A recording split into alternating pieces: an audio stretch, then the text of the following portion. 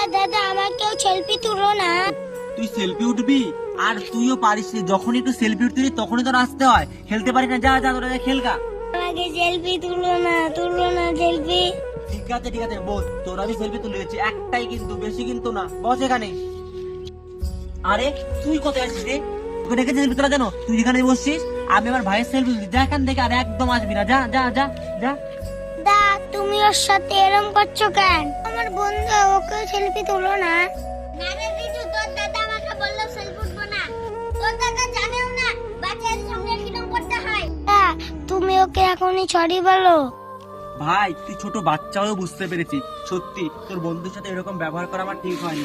আমি ওকে এখনই সরি বলছি, ঠিক আছে?